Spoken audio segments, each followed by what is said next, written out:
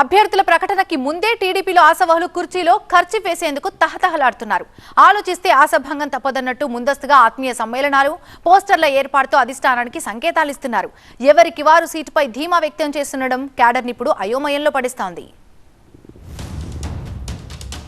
ఎన్టీఆర్ జిల్లా Tiruvuru TDP ticket కోసం నేతలు ఎవరి స్టైల్లో వాళ్లు ప్రయత్నాలు చేస్తున్నారు. ప్రస్తుతం ఇక్కడ దేవదత్ నియోజకవర్గ ఇన్ఛార్జిగా ఉన్నారు. ఆయనకు పోటీగా సీన్లోకి దూసుకువచ్చారు కొలికపూడి శ్రీనివాస్. గోడపత్రికలతో టీడీపీ క్యాండిడేట్ ని తానేనని చాటుకుంటున్నారు.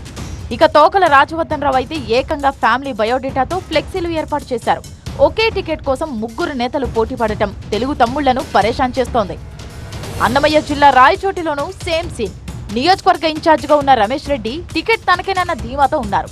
అయితే ఆత్మీయ సమావేశంలో చంద్రబాబు, లోకేష్ల ఫోటోలు లేకపోవడం అందరినీ ఆశ్చర్యానికి గురిచేసింది. కొంతమంది అధిష్టానానికి తనపై తప్పుడు సమాచారం చేరవేస్తున్నారని, వాళ్ల మాటల్ని నమ్మడంపై అసహనం వ్యక్తం చేశారు ఆయన. ఖచ్చితంగా రాయచోటి నుంచి గెలిచి కార్యకర్తల రుణం తీర్చుకుంటానన్నారు రమేష్ రెడ్డి.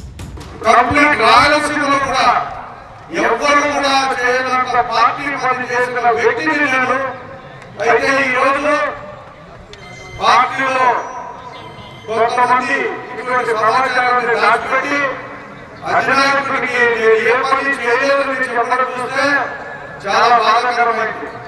రాయచోటి టికెట్ తనకేనంటున్నారు మరో టీడీపీ నేత రామ్ ప్రసాద్ రెడ్డి.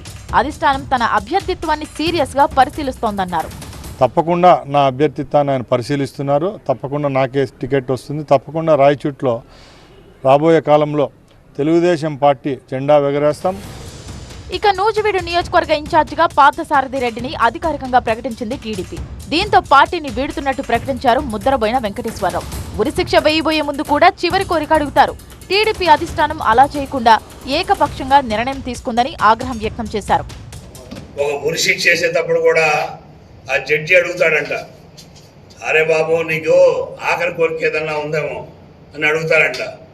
అది కూడా అడగకుండా మరి ఇటువంటి కార్యక్రమం చేపట్టినందుకు చంద్రబాబు నాయుడు గారికి, అదేవిధంగా ఈ రాష్ట్రంలో అధ్యక్షులుగా ఉన్నటువంటి అచ్చెన్నాయుడు గారికి, అదేవిధంగా గతంలో నాకు సీట్ ఇప్పించి ఇవాళ ఆ సీట్ లేకుండా పోనాడు కూడా కొంతమంది కారణమైనటువంటి వాళ్ళలో యనమల రామకృష్ణ గారికి, వాళ్ళందరికీ కూడా మీ ద్వారా మరి నమస్కారాలు తెలియజేస్తూ విశాఖ భీమిలి జనసేన నియోజకవర్గ ఇన్ఛార్జిగా వంశీకృష్ణ శ్రీనివాస్ పేరును ఖరారు చేశారు పవన్ కళ్యాణ్.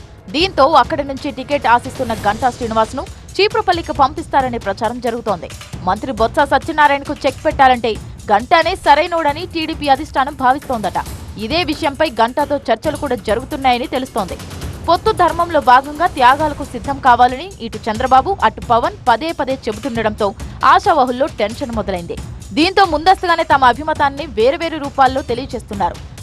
మొత్తానికి టీడీపీ జనసేన నేతల్లో సీటు పోటు తల బొప్పి కట్టిస్తోంది.